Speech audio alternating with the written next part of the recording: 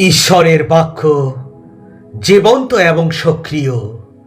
তার বাক্য দুপাশে ধারমুক্ত তলোয়ারের ধারের থেকেও তীক্ষ্ণ। মানুষকে ভালোবাসো, মানুষের সকল অপরাধ ক্ষমা করো তোমরা। যারা তোমাদের শত্রু তাদেরকেও ভালোবাসো। মানুষকে ভালোবাসলে ঈশ্বর তোমাদের ভালোবাসবে।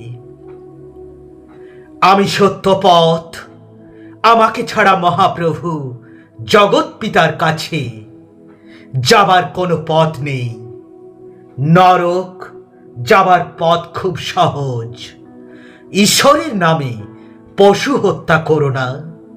মনে রেখো, ঈশ্বরের করুণা পশুকেও স্পর্শ করে। হে পিতা, তুমি এদের ক্ষমা করো, এরা জানে না এরা কি করছে। প্রতিবেশীকে সব সময় ভালোবাসবে। প্রতিবেশী বিপদে পড়লে সাহায্যের হাত বাড়িয়ে দেবে।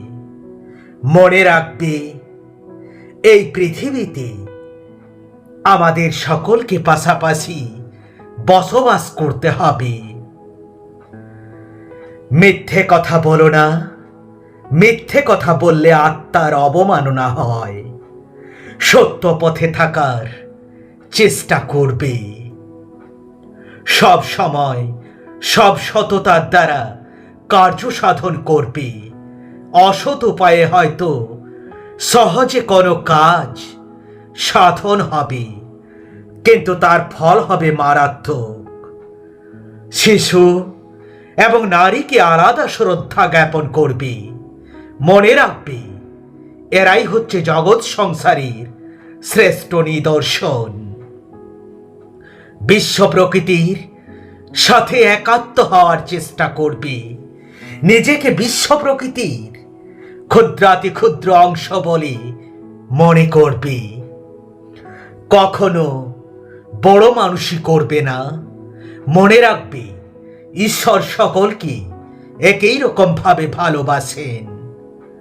তোমাদের যা কিছু আদেশ দিয়েছি তা সকল জাতির মানুষদের পালন করতে শেখাও। আর তোমরা জেনে রেখো, পিতা যেমন আমাকে ভালোবেসেছেন, আমিও তেমনি তোমাদের ভালোবেসেছি। তোমরা আমার ভালোবাসার আশ্রয়ে থেকো। সত্যের সপক্ষে যেন সাক্ষী দিতে পারি, এর জন্যে আমি জন্মেছি। এর জন্যেই এই জগতে এসেছি। সত্যের মানুষ দ্বারা তারা প্রত্যেকেই আমার কথা শোনে। যখন তোমরা প্রার্থনা করবে, নিজের ঘরে দরজা বন্ধ করে এক মনে প্রভুকে ডাকবে, দেখবে তখন তোমার প্রভু তোমার প্রার্থনার প্রতিফল দেবে। শত্রুকেও ভালোবাসো ও তাদের মঙ্গল করো তোমরা। আমি এখন তোমাদের একটি নতুন আদেশ দিচ্ছি, তোমরা পরস্পরকে ভালোবাসবে। আমি নিজে যেমন তোমাদের ভালোবেসেছি, তোমাদেরও তেমনি পরস্পরকে ভালোবাসতে হবে। মানুষের একে অপরের সেবা করা উচিত। এটাই সবচেয়ে শ্রেষ্ঠ ঈশ্বর সেবা।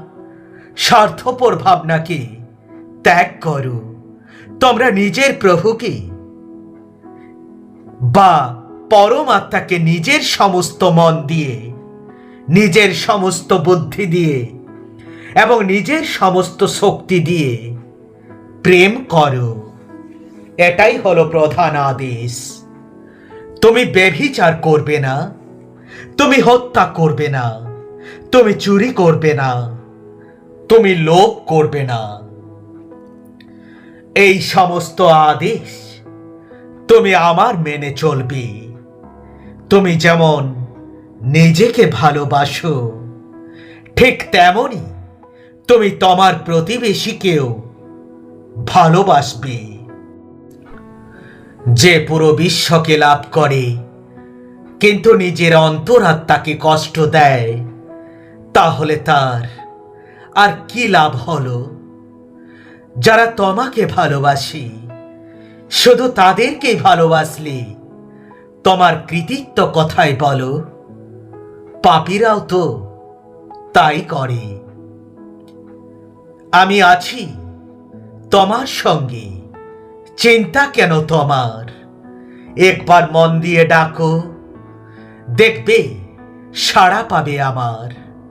দান করো, প্রতিদানে তুমিও পাবে। আর তুমি যেমন দেবে ঠিক ততখানি ফেরত পাবে। কেউ ভিক্ষা চাইলে তাকে কিছু দাও। যদি কেউ তোমার এক গালে চড় মারে, তাকে তুমি অন্য গাল পেতে দাও।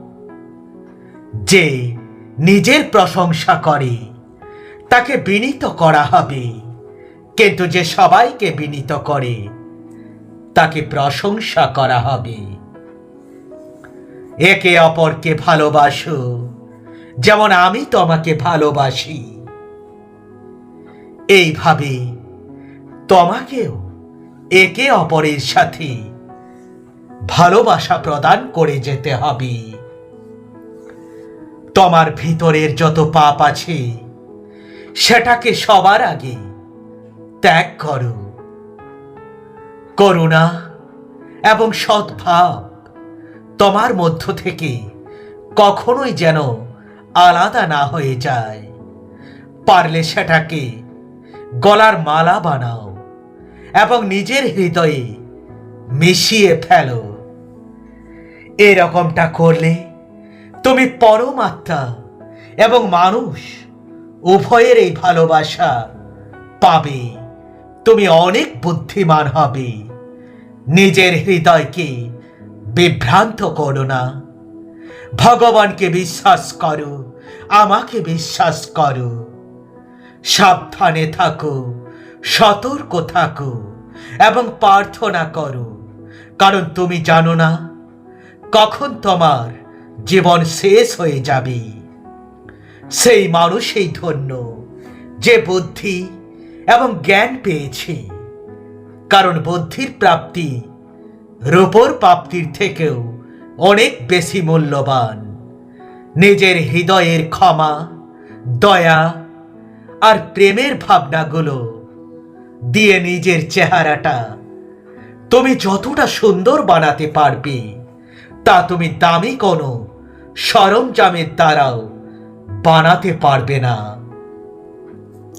শরীরকে হত্যা করা যায়, কিন্তু আত্মাকে হত্যা করা যায় না।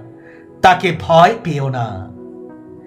যে শরীরকে হত্যা করে, বরং তাকে ভয় পাও যে শরীর এবং আত্মা দুটোকেই নরক বানাতে পারে। God bless you.